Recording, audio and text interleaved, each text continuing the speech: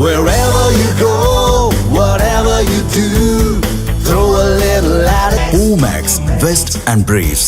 புதுக்கோட்டை மாவட்டம் அறந்தாங்கி தொகுதியில் போட்டியிடும் பாஜக வேட்பாளர் கவிதா ஸ்ரீகாந்தை ஆதரித்து அக்கட்சியின் தேசிய பொதுக்குழு உறுப்பினர் அண்ணாமலை பரப்புரை மேற்கொண்டு வருகிறார். அதன் நேரலை காட்சிகளை தற்பொழுது பார்க்கலாம். அது நடக்கணும்னா இங்கிருந்து ஒரு சட்டமன்ற உறுப்பினர் இங்கிருந்து நம்முடைய கூட்டணி சார்பாக போகணும். இங்கிருந்து எடப்பாடி பழனிசாமி என்ன முதலமைச்சராக முன்மொழியக்கூடிய ஒரு சட்டமன்ற உறுப்பினர் இங்கிருந்து நீங்க அறந்தாங்கிலிருந்து அனுப்பி வைக்கணும். அருமை சொந்தங்களே, அது மட்டும் இல்ல, ரொம்ப ஆச்சரியமாக இருக்கு. 2006 இதே தொகுதியில சட்டமன்ற உறுப்பினராக இருந்த உதயம் சந்திரசேகர் அவருடைய மகன் சரண் ராமச்சந்திரன் ஒரு வீட்டுக்கு போய் அவரே ஒரு வீட்டுக்கு போய் காங்கிரசுக்கு ஓட்டு போடாதீங்க, காங்கிரசுக்கு ஓட்டு போடாதீங்க, காங்கிரசுக்கு ஓட்டு போடாதீங்க. அதனாலதான் உதயம் சண்முகம் அவருடைய மகன் எல்லா இடத்துக்கும் போய் காங்கிரசுக்கு ஓட்டு போடாதீங்க, காங்கிரசுக்கு ஓட்டு போடாதீங்க. ஐயா, இன்னைக்கு நம்ம பிரச்சாரத்தை காங்கிரஸ்காரங்க நீங்களே பண்ணா அப்புறம் நாம எதுக்கு இருக்கிறோம்? காங்கிரஸ் கட்சிக்காரங்க நீங்களே போய் உங்க வேட்பாளருக்கு ஓட்டு போடாதீங்க. இன்னைக்கு பாருங்க, திராவிட முன்னேற்ற கழகமும் காங்கிரசுக்கு ஓட்டு போடுவதற்கு தயாரா இல்ல. திமுக தொண்டர்களும் அவர்களும் தயாராக இல்ல. இந்த தொகுதியை பொறுத்தவரை நீங்கள் எல்லாம் சேர்ந்து வெற்றியை உறுதி செய்து விட்டீர்கள். அக்கா அவர்களுக்கு நாங்கள் நிற்கின்றோம், நாங்கள் வலிமையாக நிற்கின்றோம், தேசிய ஜனநாயக கூட்டணியோடு நிற்கின்றோம், தாமரையோடு நிற்கின்றோம், ரெட்டலையோடு நிற்கின்றோம், கூட்டணி கட்சி சின்னங்களோடு நிற்கின்றோம் என்று வெற்றியை நீங்கள் உறுதி செய்து கொண்டிருக்கின்றீர்கள் அருமை சகோதர சகோதரிகள். அதனால இந்த முறை நீங்க தாமரையை தயவு செய்து இங்கிருந்து பூக்க வைக்கணும். உங்களுக்காக பணி செய்யக்கூடிய நம்முடைய வருங்கால சட்டமன்ற உறுப்பினர் இங்கேயே இருந்து தங்கி உங்களுக்கு எப்ப கூப்பிட்ட குரலுக்கு ஓடோடி வரக்கூடிய ஒரு அற்புதமான மனிதருக்கு நீங்கள் வாய்ப்பு கொடுக்க வேண்டும் என்று அன்போடு கேட்டுக்கொள்கின்றேன். அருமை சொந்தங்களே, அறந்தாங்கி மட்டும் பாருங்க. 2021 அனைத்து இந்திய அண்ணா திராவிட முன்னேற்ற கழகம் ஆட்சி முடித்து வெளியே வரும் பொழுது அறந்தாங்கியில 1,37,250 புதுக்கோட்டை மாவட்டத்தில் அறந்தாங்கி உட்பட 1,37,250 சிறு குறு விவசாயிகளுக்கு பாரத பிரதமர் 6,000 ரூபாய் வருஷம் கொடுத்தாருங்க.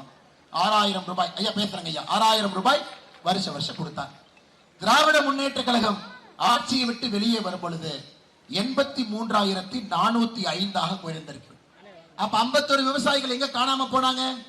திமுக ஆட்சிக்கு வந்த பிறகு, ஸ்டாலின் அவர்கள் முதலமைச்சராக வந்த பிறகு 51,000 விவசாயிகள் நம்முடைய புதுக்கோட்டை மாவட்டத்தில் மட்டுமே நீக்கப்பட்டிருக்கின்றாங்க.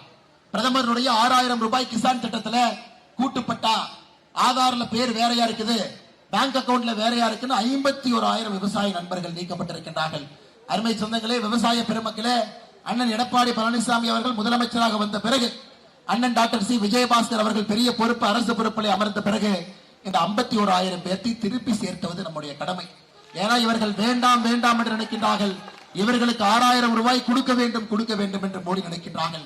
உங்களுக்கு தெரியும், தமிழகத்தில் கடந்த 5 ஆண்டு காலத்துல ஒரு விவசாயத்திற்காக, நீர் மேலாண்மைக்காக, குடி தண்ணீருக்காக ஒரு செங்கலை கூட ஸ்டாலின் ஐயா எடுத்து வைக்கலன்னு உங்களுக்கு தெரியும். ஒரு செங்கலை கூட எடுத்து வைக்கல.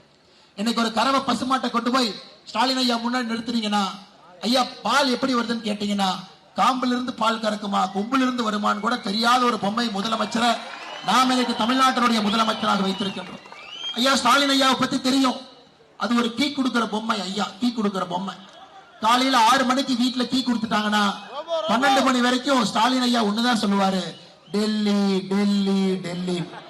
அப்புறம் 12 மணிக்கு மறுபடியும் கீ கொடுத்தீங்கன்னா சாயந்தரம் 5 மணி வரைக்கும் ஹிந்தி ஹிந்தி ஹிந்தி பார்.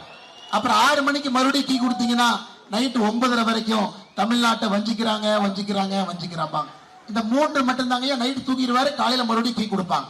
இதை 5 ஆண்டு காலமாக இதை தவிர ஏதாச்சும் ஒரு பேசியிருக்காருங்களா? இதை தவிர பேசி கேட்டீங்களா? டெல்லி ஹிந்தி தமிழ்நாட்டை வஞ்சிக்கிறான், இந்த 3ஐ தவிர எதுவும் பேசல. இன்னைக்கு மக்கள் தேர்தல் என்ன எதிர்பார்க்கிறாங்க? ஐயா 5 வருஷ காலம் முதலமைச்சரா இருந்துட்டீங்க, நீங்க என்ன செஞ்சீங்கன்னு சொல்லுங்க, நீங்க என்ன செஞ்சீங்கன்னு சொல்லுங்க. இதே நம்முடைய அறந்தாங்கி தொகுதிக்கு திராவிட முன்னேற்ற கழகத்தினுடைய வாக்குறுதி பாருங்க. அறந்தாங்கியில் பொறியியல் கல்லூரி தொடங்கப்படும். தொடங்கினாங்களாங்க? இல்லை. எம்எல்ஏ வந்தா தாங்க தொடங்குறாங்க, அவரே 5 வருஷம் ஆச்சு.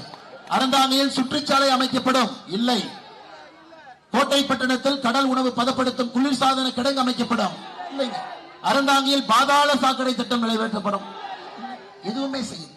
ஆனா முதலமைச்சர் வந்தாருன்னா ஒரே வார்த்தை தான் சொல்லுவார், 99% வாக்குறுதியை நிறைவேற்றி விட்டோம் அப்படிமா. ஐயா அது வந்து ஸ்பெஷல் கீ. எலெக்ஷன் அப்ப மட்டும் அந்த கீ 2 திருகுனா 99% நிறைவேற்றி விட்டோம் என்று சொல்லுவார். அருமை சொந்தங்களே, திராவிட முன்னேற்ற கழகத்தினுடைய 511 வாக்குறுதியில வெறும் 70 வாக்குறுதி மட்டும்தான் நிறைவேற்றி இருக்கின்றார்கள். அது 15% மட்டும்தாங்க, வெறும் 15%. 85% வாக்குறுதி நிறைவேற்றாம பொய்யை பேசிக் கொண்டு சுற்றி கொண்டிருக்கின்றார்கள். முதலமைச்சர் அவர் இன்னைக்கு இன்னொரு பொய்யை சொன்னார். டெய்லி அவர் முதலமைச்சர் பொய் சொல்றதை மட்டும் நீங்க கணக்கெடுத்தீங்கன்னா தேர்தல் வாக்குறுதியை விட அவருடைய பொய் தாண்டி விடும். இன்னைக்கு சொன்ன பொய் பாருங்க, உள்ளாட்சி தேர்தலில் பெண்களுக்கு 50% இடஒதுக்கீடு உள்ளாட்சி தேர்தலில் கொடுத்தவன் நான் இல்லைங்க. 2016 பிப்ரவரி மாசம் உள்ளாட்சியில் 50% இடஒதுக்கீடை கொடுத்தது புரட்சி தலைவி அம்மா ஜெயலலிதா அவர்கள் என்பது நம்ம எல்லோருக்கும் தெரியும். 2019 அண்ணன் எடப்பாடி பழனிசாமி அவர்கள் முதலமைச்சராக இருந்த பொழுது அது முழுமையாக நடைமுறைப்படுத்தப்பட்டு அன்னைக்கே உள்ளாட்சியில் 50% சகோதரிகளுக்கு கொடுத்தாச்சு. ஆனா இன்னைக்கு தான் ஸ்டாலின் ஐயா தூக்கத்திலிருந்து விழிச்சு நான் உள்ளாட்சியில் 50% கொடுத்தேன் பையன் சொல்றாங்க. அருமை சொந்தங்களே, இன்னைக்கு பாராளுமன்றத்தில் நாம் கொண்டிருக்கக்கூடிய இந்த சரித்திர சிறப்பு வாய்ந்த 131வது அரசியலமைப்பு சட்டம் என்பது ஒரு மிகப்பெரிய சரித்திரம், நம்முடைய வாழ்க்கையை மாற்றக்கூடிய சரித்திரம். 543 பாராளுமன்ற உறுப்பினர்கள் இருந்து 850 பாராளுமன்ற உறுப்பினராக உயர்த்தப்படுகிறது. தமிழகத்தில் 39 இருந்து 59 ஐயா உறுதி கொடுத்து விட்டு செல்லுகின்றோம். 3 ஆண்டுகளுக்கு முன்பு தேர்தல் ஆணையத்துக்கு நான் தமிழக பாரதிய ஜனதா கட்சி தலைவராக ஒரு கடிதம் எழுதினேன். ஐயா, இந்த 2024 தேர்தலில் தயவு செய்து புதுக்கோட்டை பாராளுமன்ற தேர்தலை கொடுங்க. இதை பிச்சு பிச்சு பிச்சு பிச்சு அண்ணன் விஜயபாஸ்கர் அவர்களும் கஷ்டப்படுறார். எம்எல்ஏ இருக்கிறாங்க, மாவட்டத்துக்கு அமைச்சர் இருக்கிறாங்க. கரூர்ல எம்பிக்கு 2, திருச்சி எம்பிக்கு 1, இந்த குரங்கத்துக்கு அப்பத்தை பிரிச்சு கொடுக்கிற மாதிரி இது அள்ளி அள்ளி 6 சீட்டை தூக்கி இங்க போட்டு வச்சிருக்காங்க. எம்பியே இல்லாம புதுக்கோட்டையில் நீங்க எல்லாம் கஷ்டப்பட்டு கொண்டிருக்கின்றீர்கள். அதற்கு தேர்தல் ஆணையம் பதில் கடிதம் போட்டாங்க. அடுத்த தொகுதி வரைமுறை வரும் பொழுது புதுக்கோட்டை பாராளுமன்றம் உருவாக்கப்படும் என்கிற நம்பிக்கை கொடுத்தாங்க. ஐயா, அடுத்த தேர்தல் வரைமுறை இதானுங்க ஐயா, அடுத்த தொகுதி வரைமுறை இதான். 2029 தேர்தல்ல அந்த 59 சட்டம் பாராளுமன்றத்தில் புதுக்கோட்டை என்கின்ற பாராளுமன்றம் அதில் இருக்க போகிறது. அருமை சொந்தங்களே, அதற்கும் நம்முடைய பாரத பிரதமர் மோடி அவர்கள் தான் காரணமாக இருப்பார் என்பதை முழுமையாக நாம் எல்லாம் உணர்ந்து கொள்ள வேண்டும். அருமை சொந்தங்களே, நேற்று சேலத்துல ஸ்டாலின் ஐயா பேசிக்கிட்டு இருந்தார் மைக்கில். பிரேமலதா அக்கா பேசினாங்க. தேமுதிகவை சார்ந்த தலைவர் பிரேமலதா அக்கா பேசும் பொழுது அவங்க மனசுல இருக்கிறதெல்லாம் ஓபனா பேசிட்டாங்க. தமிழகத்தில் பாலியல் வன்கொடுமை அதிகமாகிக் கொண்டிருக்கிறது, தமிழகத்தில் போதை கலாச்சாரம் அதிகமாகிக் கொண்டிருக்கிறது. ஐயா, அதுக்கு பதிலாக சொல்லணும்ல. முதலமைச்சர் அடுத்து மைக் எடுத்தவர் ஐயா சாயந்தரம் 6 மணிங்கிறதுனால அது ஹிந்தி டைம், ஹிந்தி ஹிந்தி ஹிந்தி. ஐயா, காலையில time Delhi Delhi Delhi, night time வஞ்சிக்கிறாங்க வஞ்சிக்கிறாங்க வஞ்சிக்கிறாங்க. அந்த சீரியல்ல வர ஒளியும் மொழியும் மாதிரி அந்த நேரத்துக்கு அதான் பேசுவாரு. பிரேமலதாக்கா தன்னுடைய கூட்டணி கட்சியில் இருக்கக்கூடிய தலைவர் முதலமைச்சரை வைத்துக் கொண்டு தமிழகத்தில் பெண்களுக்கு எதிரான பாலியல் வன்கொடுமை அதிகமாக இருக்கிறது, போதை கலாச்சாரம் அதிகமாக என்று சொல்லியும் கூட அதை கேட்டுக்கிட்டு அப்படியே உட்கார்ந்தார். ஏன்னாங்க ஐயா, முதலமைச்சரோட இரும்பு கடம் துடுப்பிடிச்ச கரமாக முதலமைச்சர் உட்கார்ந்து கொண்டிருந்தார். அவர் தான் சொன்னார் இரும்பு கடம்.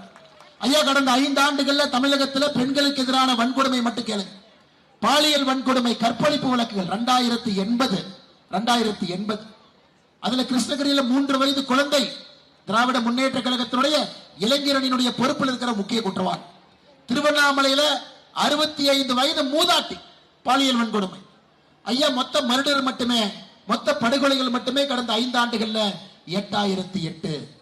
18 வயசு கீழே இருக்கக்கூடிய பெண் குழந்தைகள் மீது, ஆண் குழந்தைகள் மீது, குழந்தைகள் மீது 18 வயசு கீழே பாலியல் வன்கொடுமை போக்சோ சட்டம் 39,900.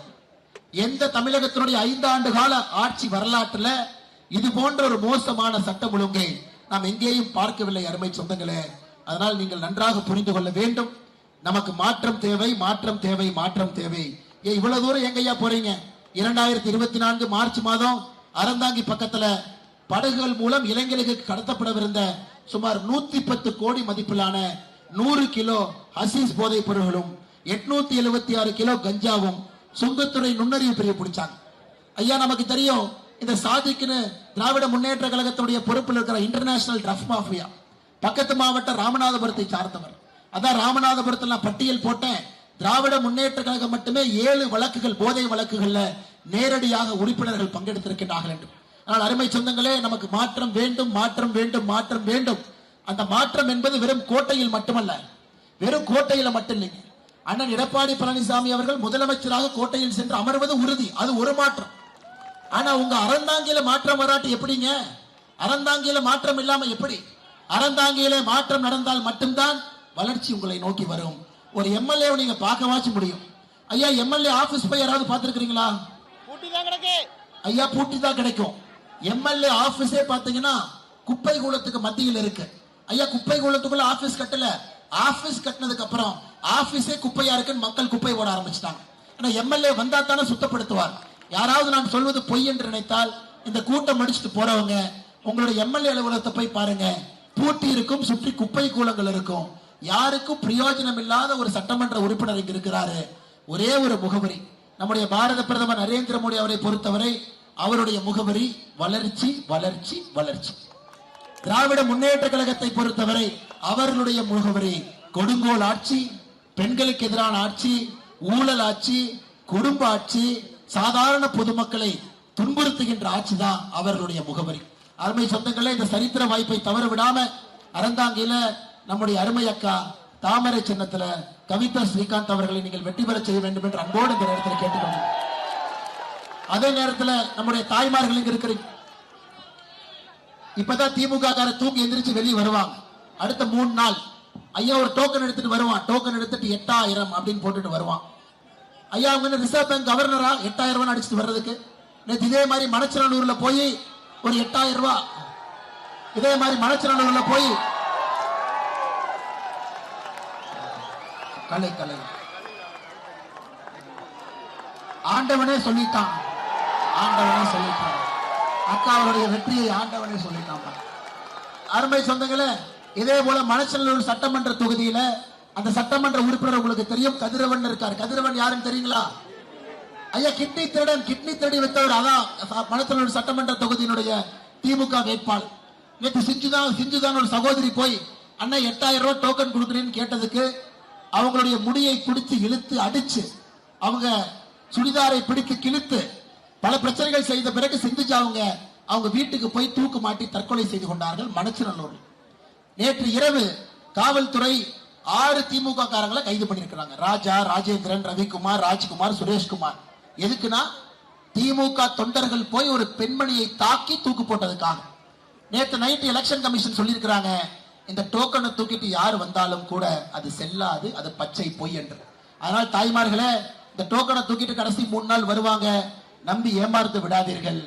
வாக்கு நீங்க நமக்கு மட்டும்தான் போடணும். இன்னைக்கு பாருங்க, அண்ணன் எடப்பாடி பழனிசாமி அவர்கள் ஒரு வீட்டுக்கும் ஃப்ரிட்ஜ் கொடுப்பாங்க. நமக்கு ஃப்ரிட்ஜ் வேணும், வெயில் காலம் ரொம்ப அதிகமாகி போச்சு, ஃப்ரிட்ஜ் வேணும், நல்ல ஃப்ரிட்ஜ் வேணும். உடனே ஸ்டாலின் ஐயா பார்த்தார், இது எப்படிப்பா சமாளிக்கலாம். உடனே ஐயா ஒரு திட்டத்தை கொண்டு வந்து கமிஷன் அடிச்சா காங்கிரஸ், கமிஷன் அடிக்கிறதுக்காகவே திட்டத்தை கொண்டு வந்தா திமுக. ரெண்டேத்துக்கு எவ்வளவுதாங்க வித்தியாசம். உடனே திமுக காரங்க சொன்னாங்க, அண்ணே நாம டோக்கனை கொடுத்துடலாம், டோக்கன், அப்பதான் கமிஷன் நல்லா அடிக்க முடியும். டோக்கனை வாங்கிட்டு இந்த கடைக்கு போங்கண்ணா, டோக்கன்லயும் கமிஷன், கடையிலையும் கமிஷன், விற்கிற பொருள்லையும் கமிஷன் என்பதற்காக ஒரு டோக்கன் தூக்கி கொண்டு வந்திருக்கின்றார்கள். அதையும் நீங்கள் நம்பக்கூடாது என்ற அருமை சொந்தங்களை சொல்லி, இங்க 100 நாள் வேலைவாய்ப்பு திட்டத்துல அதிகப்படியான சகோதர சகோதரிகள் நீங்க பயன்பெற்றுக் கொண்டிருக்கின்றீர்கள் அறந்தாங்கில. அருமை சொந்தங்களே, கடந்த 5 ஆண்டுகள்ல மட்டும் பாரத பிரதமர் நரேந்திர மோடி அவர்கள் 100 நாள் வேலைவாய்ப்பு திட்டத்திற்கு கடந்த ஆம்புலன்ஸ் கொஞ்சம் வழி பண்ணுமேங்கண்ணா. ஆம்புலன்ஸ் வேற ரூட் இல்லைங்களா அண்ணா? ஆம்புலன்ஸ் வேற ரூட் இருக்காங்கண்ணா, காரை கொஞ்சம் நவுத்துங்கண்ணா. ஐயா, காரை கொஞ்சம் நவுத்து, வேற ரூட். சரிங்கண்ணா, சரிங்க, வேற ரூட். அருமை சொந்தங்களே, கடந்த 5 ஆண்டுகள்ல 100 நாள் வேலைவாய்ப்பு திட்டத்திற்கு மட்டுமே பாரத பிரதமர் நரேந்திர மோடி அவர்கள் நம்முடைய தமிழகத்திற்கு 46,000 கோடி கொடுத்திருக்கிறாங்க. 46,000 கோடி. இந்தியாவில் ஒரு மாநிலத்திற்கு 5 ஆண்டுகள்ல கொடுக்கப்பட்ட அதிக நிதி நம்முடைய தமிழ்நாட்டுக்கு தாய்மார்களுக்காக. நாம் ஆளுகின்ற பீகார் மாநிலம் 2 கோடி பேர் அதிகமாக இருக்கக்கூடிய பீகார் மாநிலத்துல 32,000 கோடி தான் நம்ம கொடுத்திருக்கோம். அருமை சொந்தங்களே, 100 நாள் வேலைவாய்ப்பு திட்டம் தொடர்வது மட்டுமல்ல, அதை 125 நாளாக உயர்த்தி விட்டோம். திமுக காரன் நீ வந்து பொய்யே சொல்ல முடியாது. பிஜேபி வந்தா 100 நாள் வேலைவாய்ப்பு திட்டத்தை நிறுத்திடுவாங்க நீ பொய்யை சொல்ல முடியாது. அருமை சொந்தங்களே, இத்தனையும் நீங்க நல்லா கேட்டுக்கிட்டீங்க, இத்தனையும் நீங்க பாசத்தோடு கேட்டுக்கிட்டீங்க. அண்ணன் டாக்டர் விஜயபாஸ்கர் அவர்கள் கரத்தை இங்கிருந்து வலுப்படுத்தணும். புதுக்கோட்டையிலிருந்து மொத்தமாக அண்ணனை வலுப்படுத்தி இங்கிருந்து நாம் நம்முடைய தேசிய ஜனநாயக கூட்டணி வெற்றி பெற செய்து அனுப்பணும்.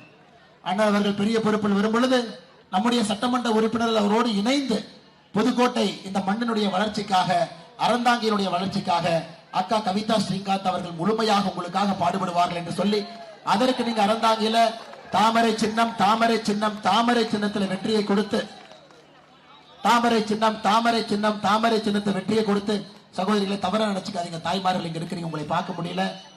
ஒரு வாரத்துக்கு முன்னாடி டிஜிபியை மாத்தினாங்க, 2 நாளைக்கு முன்னாடி தலைமைச் செயலரை மாத்தினாங்க. நீங்க ஏப்ரல் 23ஆம் தேதி முதலமைச்சரை மாத்திருங்கம்மா. மொத்தமாக தமிழ்நாடு நன்றாக இருக்கணும். அதனால மொத்தமா மாற்றி விட்டுருங்க, எல்லாம் சரியா போகும். அண்ணன் எடப்பாடி அவர்கள் வந்த பிறகு ஒரு நல்லாட்சி, மக்களுக்கான ஆட்சி, விவசாயிகளுக்கான ஆட்சி நடக்கும் என்று சொல்லி, அருமை சொந்தங்களே, நம்முடைய அனைத்து இந்திய அண்ணா திராவிட முன்னேற்ற கழகத்தினுடைய தலைவர்கள், தொண்டர்கள் இங்க இருக்கிறார். எந்த எதிர்பார்ப்பும் இல்லாம தன்னுடைய தோளிலே தாமரையை சுமந்து அனைத்து இந்திய அண்ணா திராவிட முன்னேற்ற கழகத்தினுடைய தலைவர்கள், தொண்டர்கள் வேலை பார்த்துக் கொண்டிருக்கின்றார்கள். அவர்களுக்கு நன்றி தெரிவித்து, அண்ணன் சி விஜயபாஸ்கர் அவரோடு இங்கே வந்திருக்கக்கூடிய மாவட்டத்தினுடைய கழக செயலாளர் அண்ணன் பி கே வைரமுத்து முன்னாள் சட்டமன்ற உறுப்பினர் அவருக்கு நன்றி தெரிவித்து, பாட்டி கொஞ்சம் பார்த்துக்கோங்க, பாட்டி அந்த பாட்டி கொஞ்சம் தண்ணி கொடுங்க. அண்ணன் திரு பி கே வைரமுத்து அவர்களுக்கு என்னுடைய நெஞ்சார்ந்த வாழ்த்துக்களை, வணக்கங்களை தெரிவித்து, அதே போல முன்னாள் சட்டமன்ற உறுப்பினர் அண்ணன் ராஜநாயகம் அவர்கள், ஒன்றிய செயலாளர்கள் நரேந்திர ஜோதி அவர்கள், கூத்தையா அவர்கள், அண்ணன் சுப்பிரமணியம் அவர்களுக்கு நன்றி இழந்த வாழ்த்துக்களை, வணக்கங்களை தெரிவித்து